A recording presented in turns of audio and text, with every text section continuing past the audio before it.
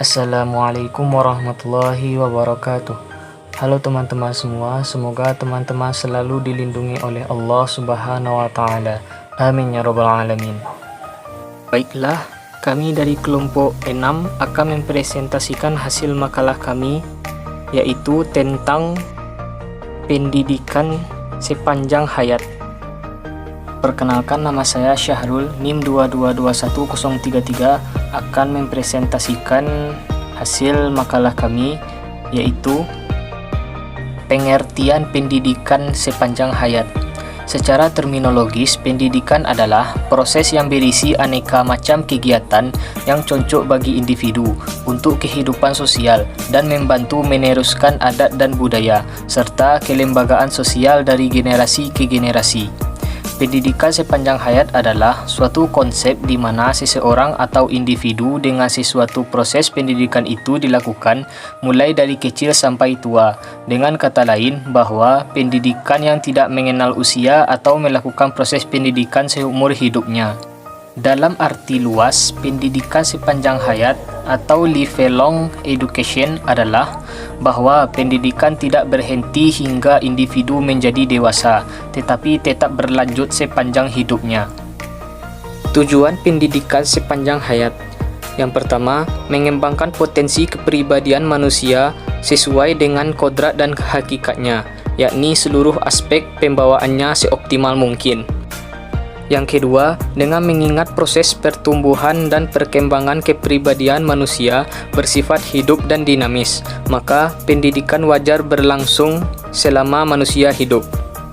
Yang ketiga, menciptakan belajar untuk hidup atau learning to be, dan membentuk masyarakat belajar atau learning society.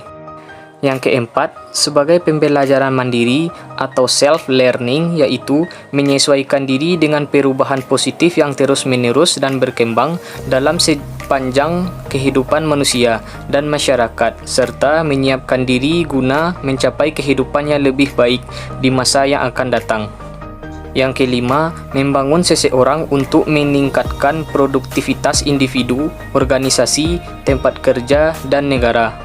Yang keenam, mampu mengembangkan potensi, pengetahuan, dan keterampilan yang dimilikinya. Baiklah, selanjutnya akan disambung oleh Saudari Salsabila. Saya akan melanjutkan presentasi dari Syahrul. Nama saya Salsabila, NIM 2221035, akan membahas tentang peranan pendidikan sepanjang hayat. Sebagaimana telah disebutkan di atas, pendidikan sepanjang hayat ini memiliki beberapa peranan yang sangat penting. Yang pertama, pendidikan sepanjang hayat atau juga disebut lifelong education memungkinkan seseorang mengembangkan potensi-potensi sesuai dengan kehidupan hidupnya. Yang kedua, melalui pendidikan sepanjang hayat ini adalah suatu cara yang paling efektif untuk keluar dari suatu zona lingkaran kebodohan dan kemiskinan. Yang ketiga, dapat meningkatkan produktivitas yang kita miliki sehingga kita mampu memaksimalkan kemampuan yang kita miliki tersebut. Yang keempat, bisa memelihara dan mengembangkan sumber-sumber daya yang kita miliki. Yang kelima, memungkinkan hidup dalam lingkungan yang lebih sehat dan menyenangkan.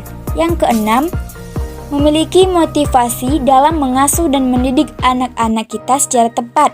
Yang ketujuh, di zaman era globalisasi seperti sekarang ini, kita sudah dilanda oleh eksplosi ilmu pengetahuan dan teknologi atau juga disebut dengan iptek, dengan berbagai produk yang dihasilkannya. Yang kedelapan, perkembangan iptek sangat pesat, mempunyai dampak dan pengaruh besar terhadap berbagai konsep teknik dan metode pendidikan. Yang terakhir, pada umumnya, di negara-negara sedang berkembang, ditemukan masih banyaknya para orang tua yang kurang menyadari akan pentingnya pendidikan formal bagi anak-anaknya. Selanjutnya, penerapan pendidikan sepanjang hayat. Penerapan ini bisa kita lakukan di lingkungan rumah tangga, di lingkungan sekolah, dan lingkungan masyarakat.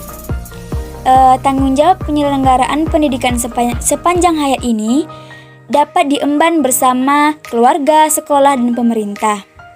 Sebagaimana konsep pendidikan sepanjang hayat ini sesuai untuk diterapkan pada kehidupan manusia dengan perkembangan teknologi dan ilmu pengetahuan yang sangat pesat. Pendidikan sepanjang hayat ini secara umum sangat berlaku untuk manusia, semua manusia. Sedangkan secara khusus, pendidikan sepanjang hayat ini dapat kita terapkan dalam pendidikan baca tulis, pendidikan fikasi, pendidikan profesi, pendidikan inovasi, serta pendidikan kewarganegaraan. Sekian dari saya. Selanjutnya akan disambung oleh teman saya, Hansa Rusaidah. Baiklah, saya akan melanjutkan materi dari Salsabila tadi. Nama Hansa Rusaidah, NIM 2221039. Materi selanjutnya yaitu wadah pendidikan sepanjang hayat. Pendidikan sepanjang hayat berwadahkan di semua lembaga pendidikan, sumber-sumber informasi sesuai dengan kepentingan seseorang untuk memenuhi kebutuhan hidupnya.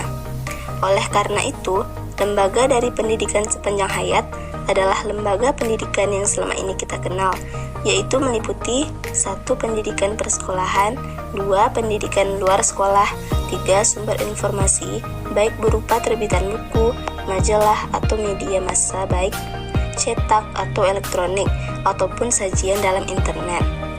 Selanjutnya, contoh penerapan pendidikan sepanjang hayat. Contoh pertama, seorang dosen yang telah memiliki gelar sarjana telah memutuskan untuk bersekolah lagi, agar setidaknya ia akan mendapatkan salah satu gelar strata 2 atau yang lazim disebut S2. Gelar S2 yang akan diambil ini adalah Magister Pendidikan yang biasa disingkat MPD. Beberapa temannya telah terlebih dahulu memperoleh gelar MA atau Master of Arts. Ada pula yang menyandang gelar MSc, singkatan dari Master of Science. Bahkan ada pula yang telah bergelar doktor. Keadaan ini yang menyebabkan ia terdorong untuk meningkatkan diri agar secara formal, resmi tidak ketinggalan dari teman-temannya. Tempat ia meneruskan belajar tentu saja di suatu perguruan tinggi. Dengan demikian, untuk kasus dosen yang menjadi tokoh dalam uraian ini, ia meneruskan belajar di perguruan tinggi. Contoh yang kedua, seorang buruh pabrik tekstil mengikuti latihan untuk dapat menangani alat baru yang belum lama ini dibeli oleh pabrik itu. Tanpa latihan tersebut, ia tidak lagi dapat bekerja di pabrik itu, karena alat lama seluruhnya telah diganti dengan alat yang baru, yang lebih mampu menghasilkan tekstil yang mutunya lebih bagus dalam waktu yang lebih cepat. Pada kasus ini, tempat tokoh belajar dalam uraian di atas adalah lembaga pendidikan yang apabila kita terapkan pada peristilahan dari Undang-Undang Nomor 2 Tahun 1989 atau Undang-Undang Sisdiknas 2003 yang disebut sebagai pendidikan luar. Hanya itu, sekian dari kami kelompok 6. Maaf jika ada kesalahan penulisan ataupun kesalahan kata. Kami mohon maaf yang sebesar-besarnya.